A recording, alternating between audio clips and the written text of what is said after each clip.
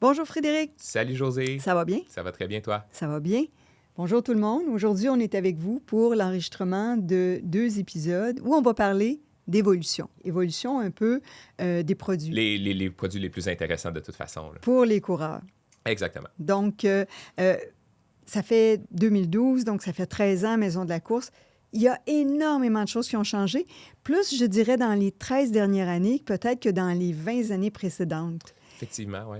Tout change plus rapidement qu'avant. Je crois Mhm. qu'on voit une accélération des changements dans tous les domaines et la course n'y échappe pas. Oui, oui, oui, oui. Euh, Puis la course est devenue populaire aussi un petit peu plus dans ces années-là. Bref, on y reviendra certainement, là. oui, mais la vitesse des changements fait que je pense un petit 45 minutes à jaser de ça peut aider peut-être les gens à dire Ah, OK, c'est comme ça maintenant. Oui, oui. Entre autres, ben, les produits ont changé, les chaussures ont changé énormément, l'électronique a changé Tellement. dans Ouais. la course, ça a tout changé, Ouais.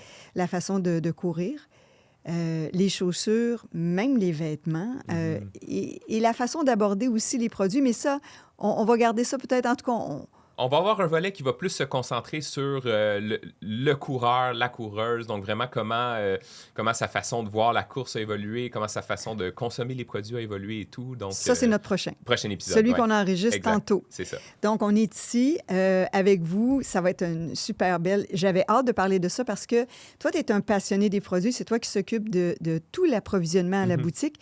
C'est toi qui s'occupe d'acheter les produits, des renouveler. Donc, tu vois aussi quand est-ce que les gens tombent en amour avec une chaussure, quand est-ce qu'elle part en fou. Ouais. Et puis toi, déjà, le lundi d'après, tu es là sur ton ordinateur en train de racheter parce que tu fais ça à tous les lundis. Oui, oui, oui. Puis... C'est quelque chose, là. T'arrêtes jamais. Ouais. Puis des fois, ben, tu sais, ça m'arrive aussi de, de reculer dans le temps un peu, puis de me dire, ah, mais tu sais, ces années-là, qu'est-ce qui se passait? Puis d'aller voir un peu des statistiques et tout, là. Puis, ben, ça change beaucoup. Puis je pense qu'on peut commencer peut-être avec le sujet des chaussures. C'est quand même, tu sais, la plus grosse partie Oui. de l'entreprise Maison de la course, de notre conseil, surtout. Oui. Là, les gens se déplacent pour le conseil chaussures. Donc, c'est quelque chose qui, en 2012, ben, premièrement, il y a eu des phases, il y a eu des modes qui ont évolué jusqu'à aujourd'hui, en 2025. Si on recule, puis clairement, tu es mieux placé que moi à ce moment-là pour me parler un petit peu là, du marché. Comment c'était en 2012? J'aimerais ça savoir comment les compagnies t'approchaient pour vendre les produits, la sélection, qu'est-ce que ça représentait, puis un peu, c'était quoi leur vision du marché de la course à pied à ce moment-là? Mais la vision a changé. Un des aspects qui a changé beaucoup aussi, c'est leur offre de chaussures et de modèles pour la course en sentier. Oui. Ça a changé. Oui. Et moi, je suis arrivée en 2012, donc les achats se sont faits en 2011. Et c'était pas encore... tu sais, maintenant, il y a des compagnies qui ont 6 modèles de chaussures de sentier. Ben oui. Ça n'existait pas avant. Tout le monde avait un modèle. Ah ben, il faut... c'est comme si c'était dit, ben il faut bien combler ce marché-là, tu sais. On va faire dessiner une chaussure par quelqu'un là, qui a peut-être pas un gros agenda. On va voir dans l'équipe qui peut nous dessiner une chaussure de sentier. Mais c'est plus ça maintenant. Maintenant, ils prennent ça au sérieux.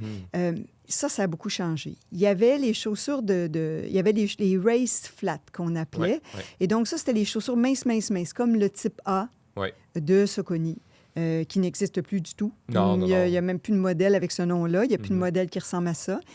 Il y avait aussi la chaussure très coussinée avec un gros talon puis beaucoup de poids dans le talon. Ouais. Un peu avec du gel et tout ça. La chaussure aussi très contrôlante, très lourde, Ouais. qui ressemblait quasiment à une botte de travail. Ça n'existe plus. Mais on parlait de la chaussure de sentier. J'ai Oui. l'impression à la base que l'inspiration venait pratiquement là, des chaussures 100%. de rando là, ou une déclinaison. Tu sais, je me souviens de mes premières chaussures de course en sentier. Tu sais, il y avait Salomon qui faisait super bien déjà, Oui. mais les autres, tu sais, c'était costaud. C'était largement plus lourd que la chaussure de oui, route. 100%. C'était robuste. Par contre, c'était rigide. Là. C'était peu aéré aussi. Oui, oui. C'était pas flexible, c'était pas léger. On peut pas dire qu'il y avait beaucoup d'épices de plaisir dans une chaussure OK. comme ça, OK. tu sais, si on en parle de cette façon-là. Les gens commençaient à vouloir courir en sentier. Ça, c'était nouveau, ça, parce que, v'là 20 ans, bon, il y avait des hurluberlus qui couraient en Ouais. sentier. Puis quand tu passais à côté d'un marcheur, il se demandait, bien, qu'est-ce que tu fais là à courir? Tu n'es pas capable d'admirer la nature. C'était ça la Ouais, ouais, vision ouais. des gens. Quelqu'un qui courait en nature, c'était quelqu'un qui était bizarre, tu sais. Ouais. Ça a 100 changé. Et les chaussures sont devenues tellement plus plaisantes qu'on a eu plus de plaisir à courir en sentier. Donc, Ouais. ça a tout changé. Euh, oui, puis au niveau des chaussures, bien, elles étaient peu aérées. Franchement, là, c'était une des choses. C'est comme s'il y avait... C'est comme s'il se disait, on va protéger le coureur contre son environnement. Ouais, contre lui-même aussi, contre son Oh, envie d'aller courir en trail. c'est ça. Puis on va protéger ses orteils, on va y mettre quasiment un cap d'acier, tu Ouais. sais. Ça a totalement changé pour le grand plaisir de tout le monde, tu sais. Et puis on va revenir tantôt sur le mot minimaliste, mais même en sentier, ça fait du bien là, que tout le monde se dise, bien, peut-être qu'une chaussure plus légère serait plus le fun, tu Ouais, sais. ouais, ouais. Donc, ça, c'est une des choses qui a changé beaucoup. OK. Si je résume, là, en 2012, il y avait les chaussures plus structurées, plus Oui, costaudes. On avait les Racing Flat qui étaient, en fait, à ce moment-là, qui était quand même la seule façon de faire un soulier qui était léger, oui, c'était d'enlever du matériel. Donc, des semelles très, très minces, 100 dynamiques parce que, ben, tu sais, Pas c'était... vraiment... Il y en a des fois, là, parce que la mousse était un peu plus ferme, mais pas une mousse nouvelle On génération comme on s'attendait connaît pas, maintenant, là. on s'attendait pas à ce qu'une mousse nous donne quelque chose. Ouais, On s'attendait dans ce temps-là à ce qu'une mousse soit le plus mince possible ouais. pour être quasi inexistante, Mhm. pour ne pas nous enlever de vitesse. Ouais. Donc, elle était à la limite un empêchement d'aller vite. Donc, on enlevait le plus possible Mhm. de mousse, ce qui est tellement différent. Tantôt, tu vas en parler. Toi, c'est ta grande passion. Puis tu es plus connaissant que moi encore là-dessus. Laquelle des mousses, tu sais, qu'est-ce qu'ils ont? Comment ça se fait qu'ils sont aussi rebondissantes maintenant? Mhm. Mais à l'époque, on ne s'attendait pas à ce qu'une mousse soit rebondissante. Ouais, Non, ouais, ouais. ça, c'était pas prévu. Et puis, quelqu'un, tu sais, il y avait la chaussure de triathlon. Tu te souviens, la fameuse Noosa? Oui. Ben, puis je veux aussi qu'on revienne aux marques. Oui, Là, tu sais, tu parles du ASIC, là, le Nousatri, oui, qui était... qui était ouais. la référence. Exact, parce que faut pas oublier qu'à ce moment-là, les chaussures avaient beaucoup des coutures. Oui. Donc, tu sais, vraiment, là, à l'intérieur, on sentait un peu plus là, de structure.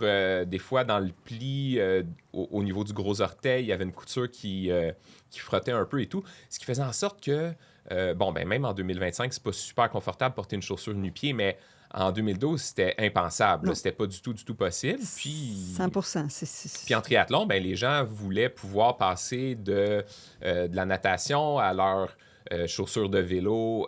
Ça, c'est quand même assez facile de le porter nu-pied. Puis après ça, ben, pour la deuxième transition, de continuer nu-pied, en fait, juste pour gagner des secondes. Oui, Donc ça, c'était une chaussure qui avait comme un bas à l'intérieur déjà de l'intégrer. Là. oui. C'était la seule et unique comme ça. Non, oh non, je te ramène Attends une à une marque qu'on ne tient plus, Ah, qui n'existe Pearl plus. Izumi. Un autre aussi. Il y en a un autre. Attends, une autre marque qui n'existe plus. Ouais, Ah, oui, Zoot. exactement. Ben Ouais, oui, eux, ils ouais. étaient spécialistes en triathlon. Ils faisaient des sauts de triathlon. C'est C'est ça. vrai. Ça, c'est Ouais. deux marques qui n'existent plus. Ben, Pearl Izumi existe encore dans le vélo, mais ils font plus du tout de course Et c'est de triste chaussures. parce qu'ils faisaient des belles Ouais, chaussures. En tout cas, on a perdu des marques, mais on a gagné des marques aussi avec le temps. Ça, on en Ben, reviendra c'est ça. là-dessus. Mais en fait, je pense que c'est le temps. J'ai préparé quelque chose, t'es pas au courant. Je veux te montrer. En fait, je Tu peux le le sors. sortir. C'est pas très. Ben, ceux qui nous écoutent. C'est pas scientifique ou c'est scientifique? C'est très scientifique, vous OK, allez voir. j'ai hâte de Ceux qui voir. nous écoutent, là, que vous êtes en train de courir, c'est pas grave si vous n'avez pas le support visuel, mais vous allez avoir les réactions du moins. Bon, les réactions de qui? C'est de José, tu sais. En fait, c'est super simple ce que j'ai fait. J'ai fait une saisie d'écran du mur en 2013. Donc, notre mur de chaussures en 2013, c'est exactement l'été où je suis arrivé. Donc, c'est le mur que j'ai appris pour la première fois. Donc, j'ai commencé ma formation chaussures Ça fait 12 avec ans. ce mur-là ici. 12 ans de ça. Donc, Aïe, aïe, aïe, hein? exact. Oui, oui, oui, oui, oui, Fait que oui. pour ceux là, qui... ben, en fait, de toute façon, pour tout le monde, là, on va vous décrire un peu c'est quoi l'image. Ben, on a encore les catégories de chaussures comme maintenant. Donc, course en sentier, chaussures un petit peu plus stables, chaussures de performance. Mais... Et on a une naturelle aussi. Oui, oui, oui, oui. On viendra sur ça. Ouais. Mais rapidement, moi, ce qui me saute aux yeux, là, c'est à quel point, premièrement, les couleurs, ça, je comprends que c'est un détail, mais c'est tellement, tellement, tellement différent de Oui, maintenant. c'est plein de couleurs. Plein, plein, Il plein n'y de a aucun couleurs. blanc. Il y a un blanc sur les à peu près 100 Ah, modèles. c'est vrai, hein? Il y a 2 blancs sur 100 modèles. Ouais. Maintenant, les blancs... Mais dans Ouais. la voiture, c'était pareil. Avant, là, si tu commandais... Je fais un aparté. Si tu commandais, tu étais un gérant des ventes, puis par erreur, tu commandais un blanc, Ouais. ben tu n'étais pas capable de le vendre. Fallait-tu le vendre à la fin de la saison avec 5 000 de rabais. Ah, C'était pas ouais. vendable, une voiture blanche, en 1996, 17, 18, 19. Tu pouvais pas vendre un blanc. Tu étais pogné avec ça. Puis maintenant, tout le monde se bat pour avoir des blancs. Portez attention sur la route, là. Essayez de trouver une voiture jaune maintenant. Ah non, ça n'existe pas. Il n'y en a plus. Vert forêt, ça n'existe pas. Puis, il y a certaines années, on manquait de pigments de vert tellement que tout le monde voulait des verts. Bon. En tout cas, c'est pour dire que qu'est-ce qui est bon une année n'est pas bon l'autre année. Oui, Hein? oui. Bon. Mais là, on regarde 2012. Ouais. Ça, c'est 2013. Super Ouais. intéressant. Ça fait 12 ans déjà. Ça va vite. Puis Ça là, on va voit vite. Zoot, comme on a parlé. Il y Oui. a au moins 4 modèles de Il y chaussures avait- spécifiques triathlon Zoot. Oui. Maintenant, on ne voit plus ça du tout, du tout, du tout. Puis- Pearl Izumi aussi. Pearl Izumi, il y a plusieurs modèles qui Ouais. n'existent plus, qui étaient aussi du drop. On parlera peut-être du drop. On peut Mhm. mettre le Ouais. chiffre. Eux, c'était 6 de drop. Tout le monde, c'était pas mal les seuls à l'époque. Oui, c'est vrai. C'est vrai. Et là, ça revient un peu vers 6 en ce Ouais, moment. beaucoup. En tout cas, on pourra parler un peu de ça Mhm. aussi, la fameuse drop. Et puis, on a la section naturelle qui était avec la collection de Brooks, qui était super intéressante aussi. C'était les Pure. Exact. Toi, Ouais. tu es arrivé dans le gros des Pure. Oui, oui, oui. Euh, Dans le gros, en fait. PURE, tu sais. Ouais, où il y avait une très, très grande offre de chaussures, ben, je vais dire minimaliste et naturelle, disons. Fait que, tu sais, des fois minimaliste avec un petit peu d'amorti, mais en gardant quand même des caractéristiques d'une Oui. chaussure plus flexible, plus près du sol, un petit peu plus légère aussi, là. Oui, effectivement, le choix, mais ça a tellement changé. Ce qui a vraiment pas changé, c'est la chaussure dite traditionnelle. Moi, je l'appelle comme ça parfois parce que il y a des gens qui viennent à la boutique, puis parfois, tantôt, on va parler des nouvelles tendances, Ouais. puis je leur sors une chaussure nouvelle tendance. Et là, ils sont là, ils essaient ça, puis tu vois dans leur non-verbal qu'ils trouvent ça bizarre un peu, tu sais. Et là, je me dis à ce moment-là, tout le temps, bien, écoutez, je vais vous sortir une chaussure classique. On ne veut pas dire, qu'il n'a pas évolué, mais une chaussure. Et là, ils la mettent, ils font « Ah oui, là, je me sens bien là-dedans. Mhm. Ben pourquoi pas, tu sais. Ben oui. Mais pourquoi pas? Mais ça, on en a là-dedans. Je dirais qu'on a 20 des chaussures qui n'ont pas tellement dans ton mur, qui sont pas mal similaires. Oui, en fait, qui sont similaires en termes de sensations. Ce Oui. qui va avoir changé, par contre, c'est justement, ben, c'est des détails, mais les coutures dont on parlait tantôt. Avant, là, ça prenait du temps avant d'être confortable dans une chaussure. Ça, là. c'est vrai. Maintenant, assez rapidement, on va sortir une première, deuxième sortie de course, puis la Oui. chaussure est quasi intégrée déjà. Oui. On n'a plus Euh, besoin de casser. Non. Cette fameuse affaire-là, les gens nous demandent est-ce que j'ai besoin de casser la chaussure? Vous n'avez pas besoin de la casser, mais vous avez besoin quand même d'une adaptation avec la nouvelle chaussure. Absolument. Si elle est un peu différente de votre ancienne, vous devez accepter une petite adaptation, un petit inconfort au début. Un petit inconfort. C'est pas un inconfort au début, mais c'est une petite période d'ajustement. Ouais. Mais comme tu dis, les chaussures avant, il fallait vraiment les casser. Là. Mhm, C'est mhm. comme bien particulier. Ouais. C'était raide. Le poids aussi, ça a beaucoup changé. De Ben- combien tu dirais au moins? Mais mettons une chaussure classique, là, comme Classique pour classique, là, tu sais, Un- il y a plusieurs modèles. un là. Ghost, Ouais, mettons, c'est ça. qui existe encore. Ça a dû Question piège, changer. quand même. Ben, ça doit Oui, être je sais. Au moins 40 Ouais, j'allais dire 20-30 facile. On va faire une gageure, on On- reviendra là-dessus un jour. On vous reviendra dans 2 épisodes, on vous reviendra avec la réponse, en fait. On va prendre le Ghost de 2013 puis le Ghost de 2025, puis on va comparer là, les Est-ce que- poids, puis on vous revient sur Est-ce ça. que c'est 40 J'ai hâte de voir. Mais une chose qui est sûre, c'est oui, ça s'est beaucoup allégé. Oui. Et les mousses sont un petit peu plus moelleuses Ah aussi. oui. Là. Il n'y a pas de Ouais, comparaison. ouais. Il n'y a pas de comparaison. Les nouvelles mousses sont tellement extraordinaires. Je veux dire, c'est à la fois... C'est à la fois, surtout dans des chaussures très classiques comme celle-là, puis comme d'autres aussi, on en a dans toutes les compagnies, c'est à la fois, on appelle ça mouche-mouche, là, tu sais, Mhm. c'est confortable tout en étant stable. Oui.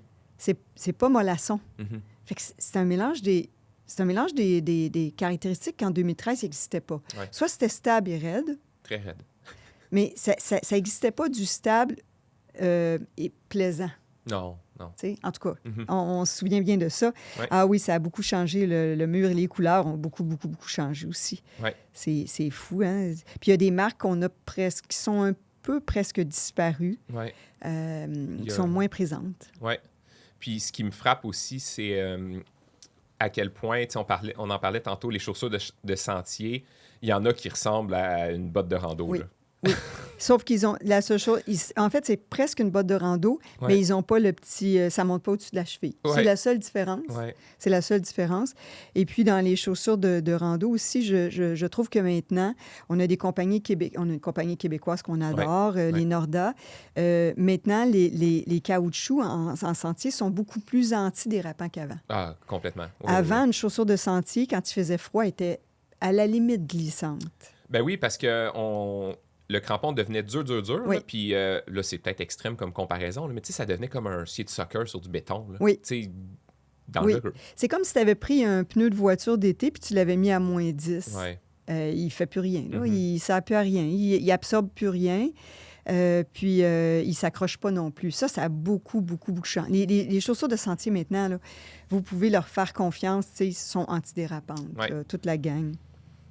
Puis, avant de ranger l'image, il y a un point pour lequel c'est extrêmement frappant si on prenait une photo 2025 puis celle de 2013, en fait. C'est, oui, on a parlé de Zoot qui n'existe plus, de Pearl Izumi, puis de d'autres marques, en fait, qui ont évolué un petit peu là, au fil des années. Mais, en fait, notre plus grosse marque, Elle est pas là. elle ne s'y retrouve pas Non. encore. En fait, je pense que c'était une question là, de semaines avant qu'elle fasse son entrée sur le mur. Oui. Et j'ai parlé de Oka. Évidemment. Ouais. Oka, ils sont rendus premier mondial, je crois. Hein? Ouais. C'est incroyable. Ils ont dépassé tous ceux qui étaient premiers mondial avant. On n'a pas besoin de les nommer. Je pense que les gens le savent. Oka venait juste d'être lancé, mais il n'était pas présenté au Québec. On venait juste de nous le présenter. Ouais. Et la première fois qu'ils sont venus nous voir avec ça, c'était dans la vague minimaliste. On a regardé ça, en fait. C'est un peu bizarre. Ouais. Et j'ai des photos, puis il faudrait que je partage cette photo-là avec mon premier Oka qu'on m'a donné et que j'ai porté. Et grâce à lui, j'étais capable de faire mon Boston, que j'étais blessée. J'avais une fasciite plantaire. Il était laid. Il était bourgogne avec la semelle jaune moutarde. Mm-hmm. Tu peux pas mélanger deux couleurs plus laides que ça ensemble. Et je me souviens, la première fois que je l'ai pris, je l'avais mis dans la boîte dans mon coffre d'auto. Et puis, j'ouvre ça, puis je dis, tiens, je vais l'essayer. La boutique était fermée. J'avais une longue distance à faire. Et moi, je courais comme tout le monde avec tout ce qu'on nous donnait. Ça, c'était tellement différent.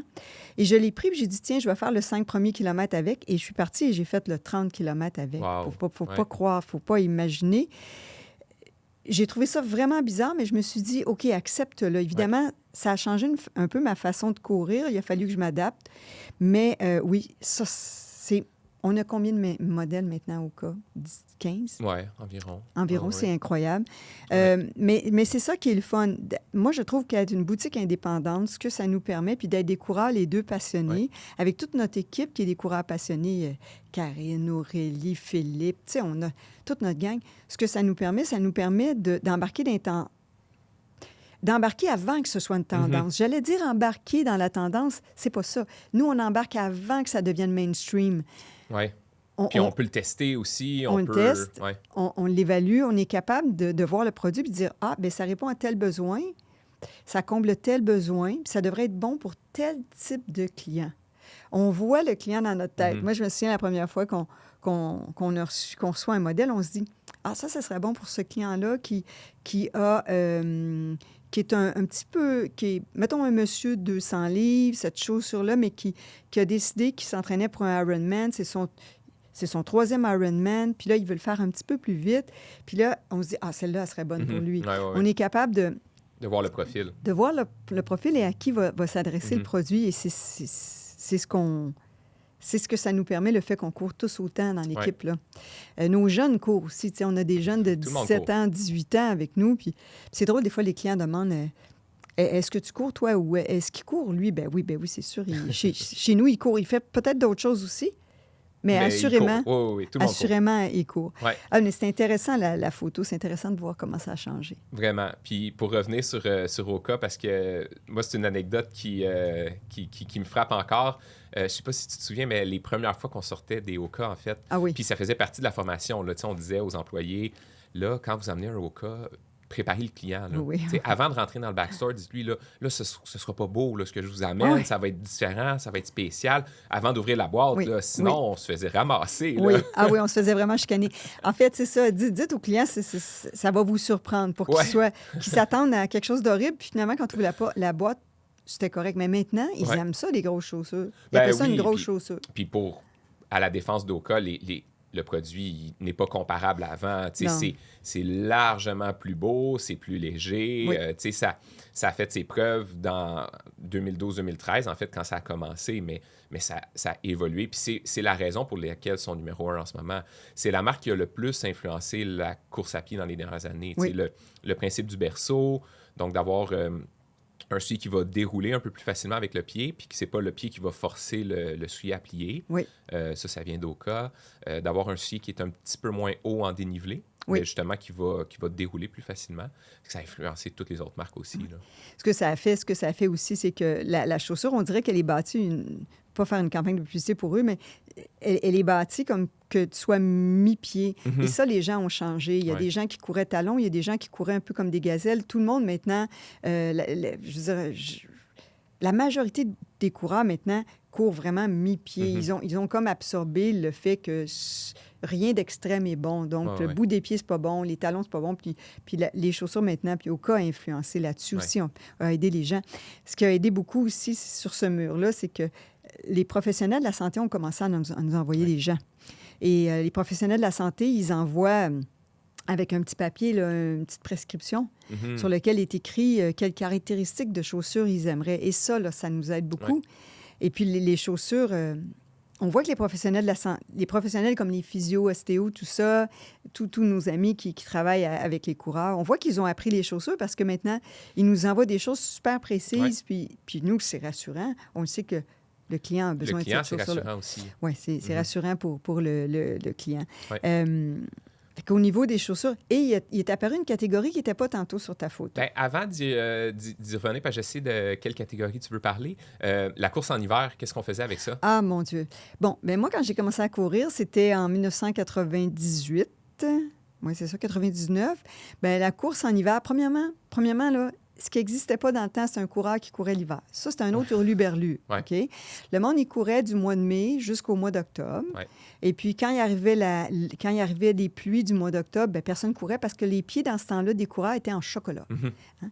Et quand arrivait l'hiver, bien là, on ne courait pas. On courait à l'intérieur, sur un tapis roulant.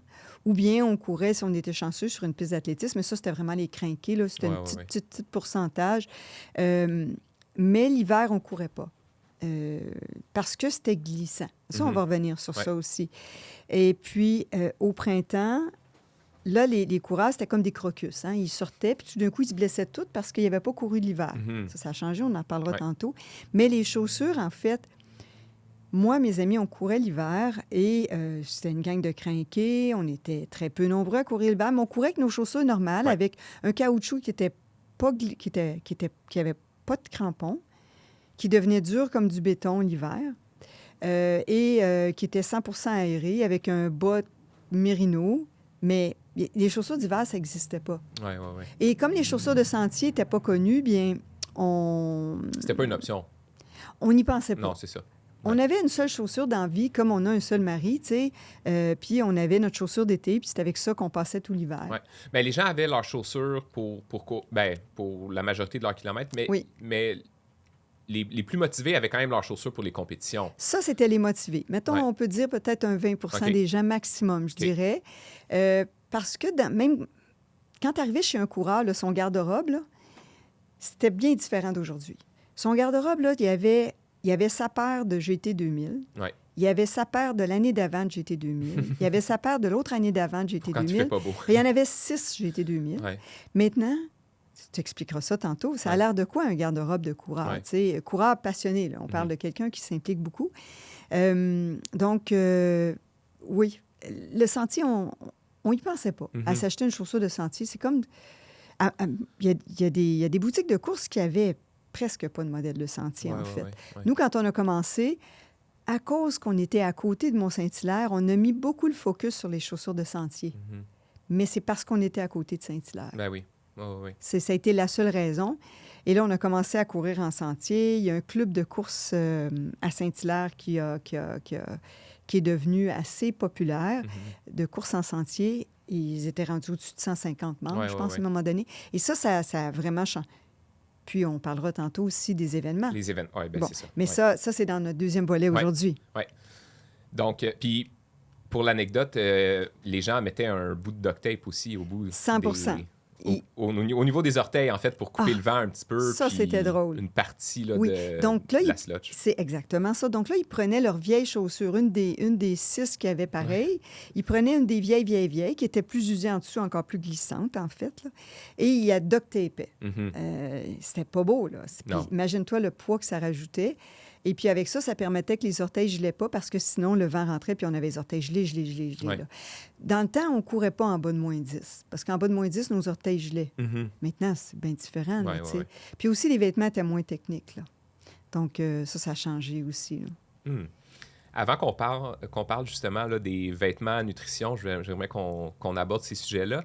Il y a la grosse catégorie, en fait, qui n'existait pas en 2012, puis maintenant qui a une grande place là, en magasin et dans le garde-robe des coureurs. Oui. Puis c'est les super shoes, donc les chaussures vraiment de performance. Qui n'existait même pas, je dirais, il y a 6 ans. Cette catégorie-là.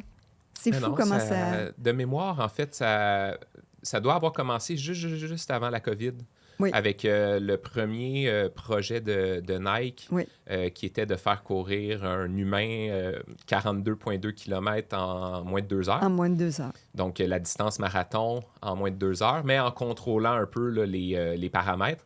Il y avait des lapins qui l'aidaient. Il y avait quoi d'autre? Oui, bien en fait, ils voulaient optimiser chacun des paramètres qui étaient possibles. Fait qu'ils ils ont commencé avec la nutrition, avec, ça, c'était Kipchoge.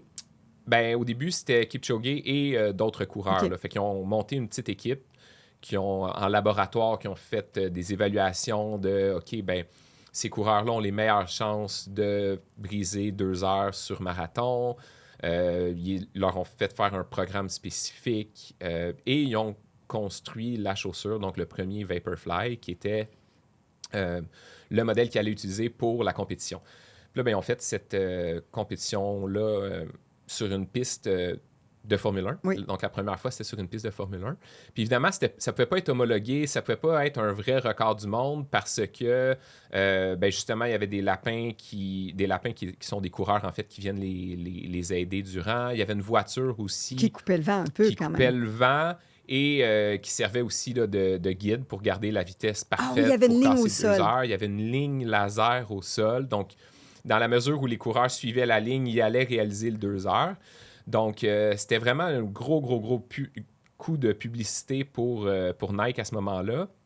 Tout le monde suivait ça, en fait, je me souviens. Là. Ben oui, parce que ça a été toutes les semaines avant et tout. Puis on savait qu'il allait avoir une chaussure. On savait pas qu'est-ce qu'il allait il y avait un build-up, la chaussure. Ben oui. On avait entendu parler de plaques de carbone, de mousse, de ci, de ça. Ouais. Puis là, ben, quand ils sont arrivés et qu'ils ont montré la chaussure, c'était une chaussure, premièrement, qui était beaucoup plus épaisse que les autres racers qu'on connaissait par le passé. C'était tellement différent. Vraiment? Oui. Pour la petite histoire, ben, de tous les coureurs qui ont participé à cet événement-là, il y a juste Eliud Kipchoge qui s'est rapproché du 2 heures. Il a fait 2 heures et 25 secondes. Donc, il a échappé... à partir de, je pense, 35 km, déjà, on savait là, que c'était un peu moins réaliste, mais il a quand même décidé là, de se rendre jusqu'au bout, puis il a été à 25 secondes de réussir. Donc, ça a vraiment lancé 25 les secondes Super sur Shoes. 21 km. T'imagines-tu, c'est 42, une seconde. Ouais. Non, mais ah oui, mais il a comme perdu 25 secondes quand il a... à partir de quand, là, tu sais, qu'il n'a plus été capable? Je pense que jusqu'au demi, effectivement, il devait être... l'avait. Je pense qu'il l'avait, oui, à ce moment-là. Fait que, Fait que donc, tu sais, la vie tient à 1 seconde. C'est pas grand-chose, oui, effectivement, c'est ça. Donc, ça, la première chaussure qui a été commercialisée vraiment avec une plaque de carbone... qui s'est vendue, en fait, dans la seconde. Les gens se sont arrachés ces chaussures-là. Mais en parallèle, ce qu'on ne savait pas trop à ce moment-là, c'est qu'un peu toutes les compagnies avaient commencé à travailler sur des prototypes de chaussures comme ça. Et là est arrivée un peu là, la folie des super shoes. La folie aussi dans les designs. Là, on entendait des rumeurs de cette compagnie-là va mettre 2 et 3 et 4 plaques de carbone, puis des trucs un peu, là... Quasi ésotérique. Puis Ouais. au niveau des prix aussi, là, tu sais. Ben oui, parce que c'est sûr que là, on était dans un moment où un racer, ça coûtait entre 150 et, mettons, 200 $. Il y avait même un Tipa, c'était 129, non? Oui, Un Kinvara, c'était effectivement. 100. C'était pas cher. C'était souvent là. les chaussures qui coûtaient le moins cher du Tout le mur, temps. parce que c'était un peu plus mince, il y avait moins de matériel. Exactement. Ça durait moins longtemps aussi. Mais ce que tu viens de dire est intéressant parce qu'il basait le prix sur le matériel et non pas sur la recherche. Ouais. Maintenant, il y a tellement de recherches dans les super shoes. C'est là qu'est le prix. C'est pas dans le poids parce qu'au poids, tu sais. Pas dans le poids, mais dans le matériel quand même, Oui. parce que le carbone, ça coûte quand même un peu plus cher. Oui. Les mousses aussi. Mais la recherche est immense là-dedans. oui, c'est oui, fou, oui. là. Oui. C'est là qu'on voit aussi que la course était devenue populaire parce que là, les compagnies voulaient investir dans la recherche versus d'autres sports où, tu sais, en vélo, là, ça fait longtemps là, que la recherche pour faire le vélo le plus léger possible, les dérailleurs les plus efficaces et tout. Puis ils savent que les cyclistes passionnés sont prêts à payer pour cette recherche-là. Ce qu'on pensait qui n'était pas possible Ça a toujours été reconnu, et c'est pas vrai, mais les gens ont toujours dit dans l'industrie, les coureurs ne sont pas prêts à payer. Ce qui n'était pas vrai. Quand les produits sont devenus passionnants comme cette catégorie-là, bien, il y avait des gens là, prêts à se gâter. Vraiment, vraiment. Donc là, les mousses, tu disais, ils ont investi beaucoup là-dedans. Oui. Puis au final, premièrement, maintenant, tous les coureurs dans l'élite mondiale, sans exception, vont utiliser ces types de chaussures-là. Ce qui fait la grosse différence. Mais en fait, il y en a plusieurs, là, mais c'est le poids, puis la mousse. Puis en fait, la plaque de carbone là-dedans va venir un peu tout tenir ça, puis donner la rigidité, puis le déroulé vers l'avant là, qu'on a besoin pour tenir la mousse, qui autrement serait peut-être un peu trop molle. Mais bref, ça a été une grosse révolution. Il y a quand même beaucoup de statistiques qui montrent aussi que les records mondiaux ont un peu évolué à la baisse avec l'arrivée des super shoes.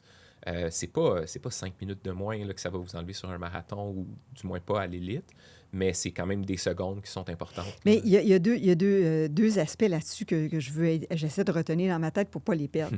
Il y a le premier, c'est que la plaque de carbone, ça me fait penser un petit peu comme quelqu'un qui est sur un tremplin. Ouais. Le tremplin, il swing, puis là, la personne, elle saute en bas. Moi, j'ai l'impression que la plaque de carbone, elle a un genre de momentum de mouvement qu'elle transfère d'une foulée à l'autre. Ça. Et la deuxième chose que la plaque de carbone, moi, ce que je retiens, étant un coureur ordinaire. C'est-à-dire que moi, je suis une coureuse qui est passionnée, qui court beaucoup, mais je ne suis pas dans l'élite, je ne suis pas dans les gens qui courent à 3 minutes le kilomètre.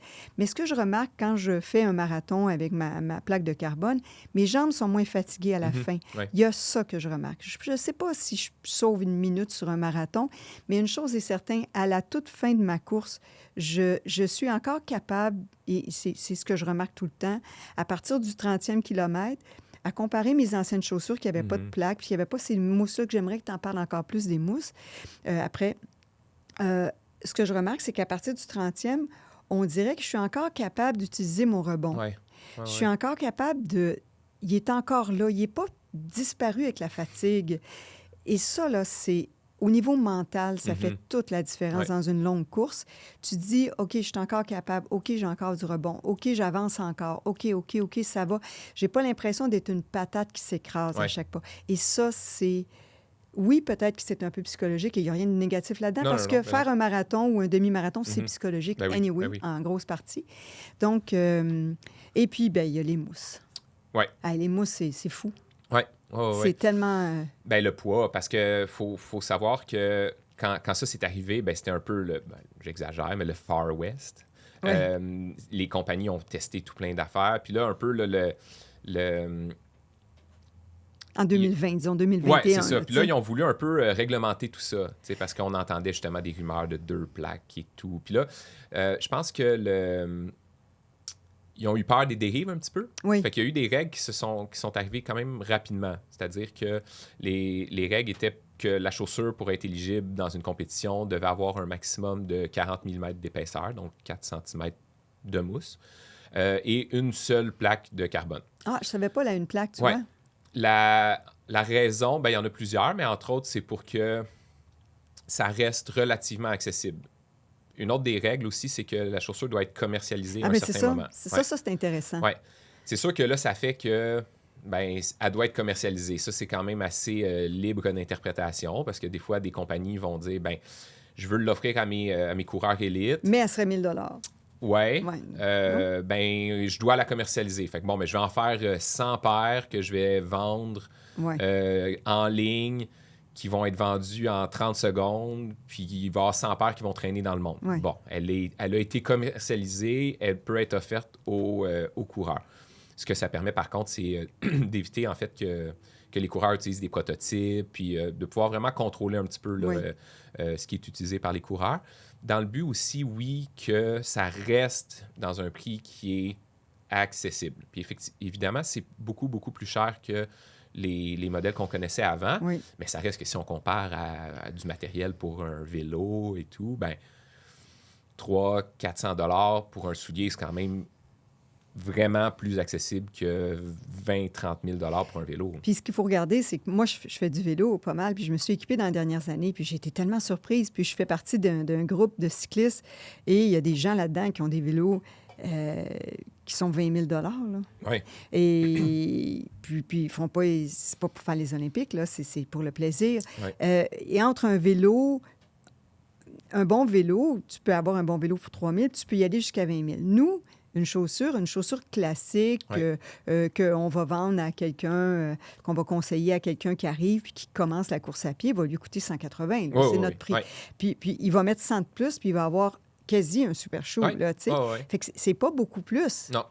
Tandis qu'en vélo, 3 000, 20 000, tu sais, 3 000, 15 000. Fait que En fait, la paire de chaussures de vélo va souvent coûter plus cher qu'un super shoes. Oui, c'est ça. Donc, des chaussures de vélo à 500 $, il y en a plein. Là. Il y en a, oui, c'est ça. Exactement. Fait que tu peux te gâter avec une chaussure performante sans briser ton gros cochon, ta grosse tirelire. Tu brises ta petite tirelire, pas ta grosse. T'sais. Tu gardes la grosse pour si tu as le goût de t'acheter un vélo. Là, c'est ça. C'est ça. Et bien, puis ça, ils sont tellement chanceux, les clients. En tout cas, moi, quand ils viennent me voir, là, puis là, je commence à leur parler.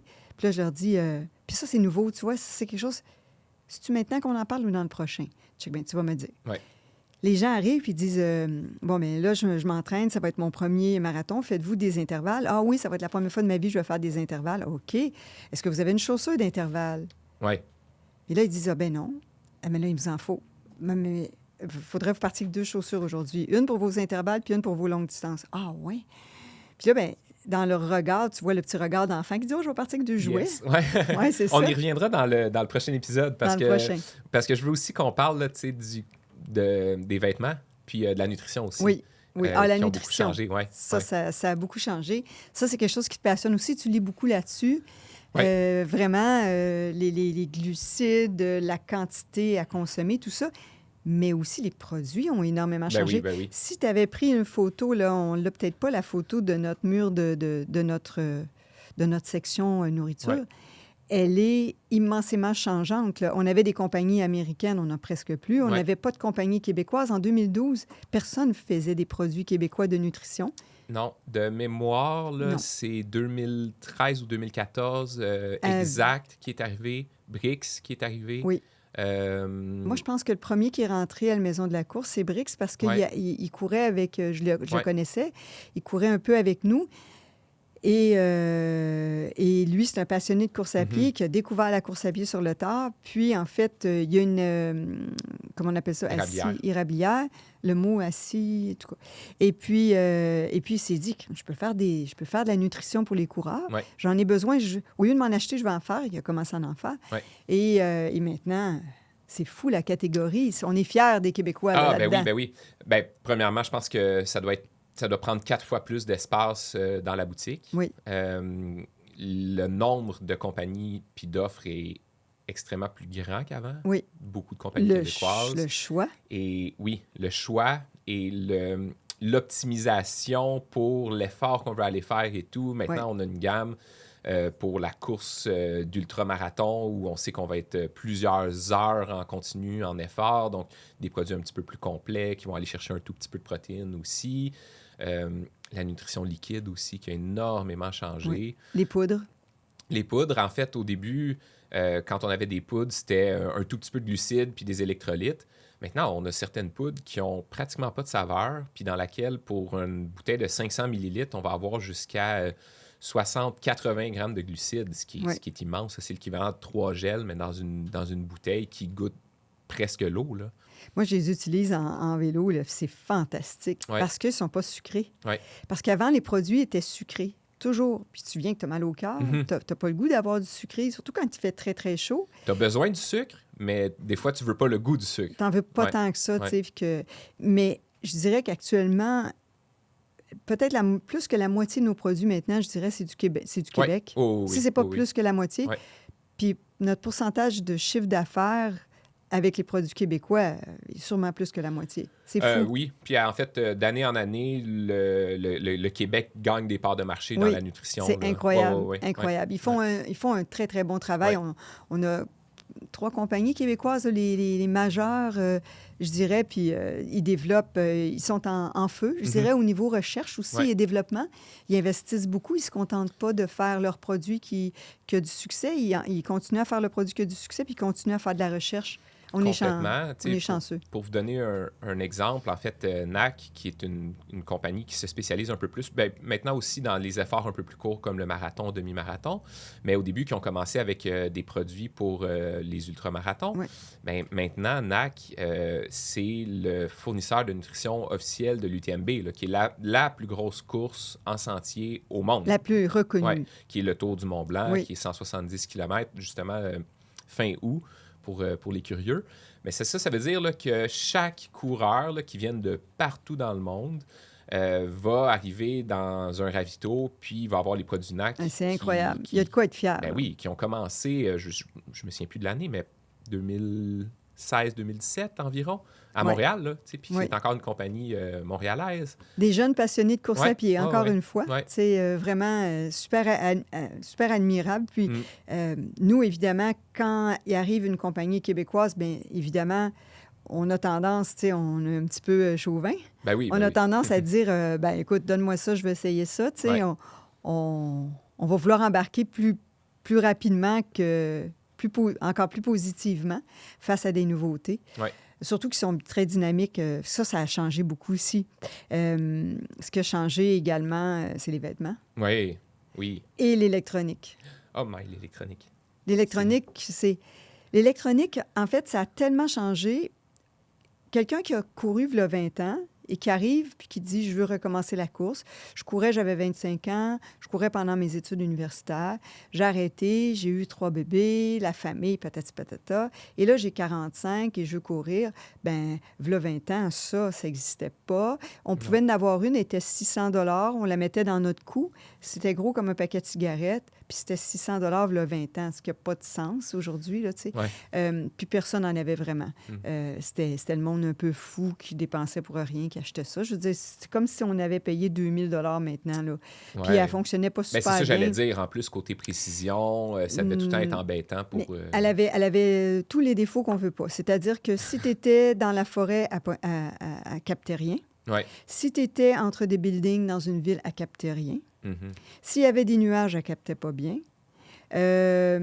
J'aurais tendance à dire que si tu courais trop vite, elle ne captait pas. Mais je ne sais pas, je n'ai jamais testé, je ne cours pas assez vite, tu sais. Mais l'autre chose, c'est qu'elle se vidait très vite de son énergie. Oui. Puis elle n'était pas super précise. Tu voulais savoir ton cardio, il fallait que tu portes la fameuse ceinture ici. Et puis, pour les femmes, c'est vraiment pas confortable, en dessous de soutien-gorge. C'était lourd. Écoute, c'était excessivement cher. Puis les applications n'étaient pas plaisantes comme maintenant aussi. Non, puis là, tu parles de 20 ans, mais si on avance jusqu'à 2012-2013, ça avait évolué. mais pas tant que ça. Oui. Comparé aux 10 dernières années, à quel point là, ça a explosé. En 2012, l'autonomie, tu en as parlé, c'était pas vraiment mieux. Pas plus que 3 heures. C'est ça. Jamais, jamais. Oui. Ça commençait à être intégré, le GPS, dans la montre, Oui. mais il y avait encore des options de montres pour lesquelles le GPS était... Comme celle que je parlais, que c'était un paquet de un cigarettes. bloc. Bon, là, ça avait diminué. Oui. C'était un demi-paquet de cigarettes. Hey, mais c'était gros, c'est... Oui. C'était pas résistant à l'eau. Fait que là, si on savait qu'il allait mouiller, fallait mettre un ziploc ou quelque chose. Ouais. Fallait faire attention. Après ça, il est arrivé des montres que oui, le GPS était intégré dans la montre, mais l'interface était c'était gros. Enfer Oui. à utiliser. Les gens, il y a plusieurs personnes qui ont acheté des montres GPS. Et je suis sûr qu'ils ne les ont jamais utilisées juste parce que c'était trop embêtant à naviguer dans l'interface et tout. Ils les ont mis dans un tiroir puis ils n'ont pas touché. Oui. Oui. Versus maintenant, c'est quand même... Bon, c'est sûr, il y a une petite courbe d'apprentissage, là, mais c'est largement plus instinctif. Les applications sont le fun. Il y a beaucoup de statistiques. Pour les gens qui aiment les données puis les statistiques, la montre, c'est le cadeau ultime là, à se faire. Les prix, tu sais, si on compare avec l'indice, comment vaut notre dollar aujourd'hui par rapport à 20 ans, bien, c'est un jouet ou un outil, dépendant comment tu le perçois, mais c'est un item qui vaut 100% la peine pour tout le monde. Et les interfaces, comme tu parles, sont très plaisantes. Puis avec YouTube, maintenant, tu t'en vas, tu te fais un petit thé, une petite tisane, tu t'installes devant ton ordi ou ton iPad ou ce que tu veux, puis tu écoutes, puis tu mets ça sur pause, tu testes ta montre, tu mets ça sur pause, le lendemain, tu pars courir avec. C'est comme un ami, elle dit tout, elle dit la vérité. Un vrai ami te dit la vérité. Un vrai ami va te dire, aujourd'hui, ça n'a pas bien été. Mais... Moi, ce que j'adore, tu sais, entre autres, je vais aimer le fait qu'elle me dise, ta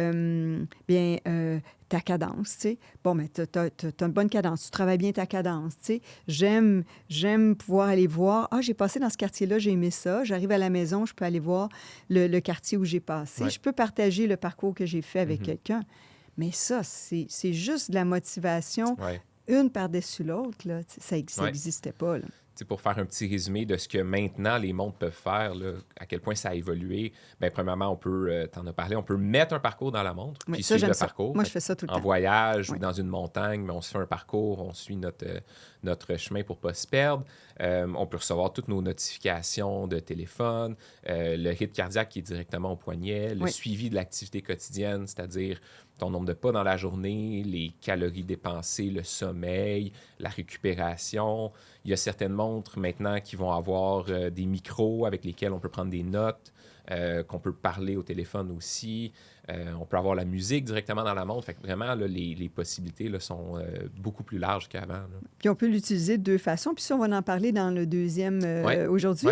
On va utiliser comment les gens peuvent utiliser cet outil-là pour pas que ça devienne anxiogène. Oui. Hein, que ça peut être... moi, en tout cas, je l'utilise sans anxiété. Là. C'est ma petite amie. Des fois, elle me dit que j'ai pas super bien fait, puis je le sais parce que j'étais là. Puis des fois, c'est correct de pas l'écouter aussi. C'est ça. Ah oui, je l'écoute pas tout le temps. Des fois, elle dit faudrait-tu te reposes. Ben là, non, c'est pas ça qui est écrit dans le programme.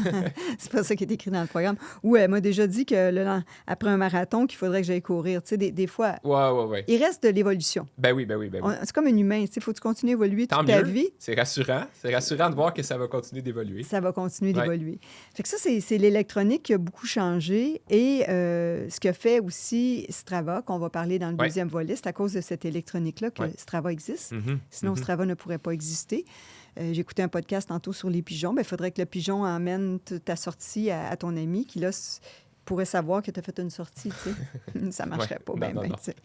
Donc, vas-y. Non, j'allais juste dire que je pense que ça met la table, justement, là, sur notre prochain épisode là, qui va se concentrer un peu plus sur le coureur, la coureuse, puis comment les tendances ont évolué, puis comment les coureurs ont évolué là, dans les dernières années. Puis dans le prochain, on va parler un petit peu aussi des vêtements, parce qu'ils ont évolué, mais il a fallu qu'ils s'équipent aussi pour bien... Oui. On n'en parle pas maintenant. C'est beau. On vous revient là-dessus pour le prochain On vous revient épisode. sur le prochain. À tantôt. À tantôt.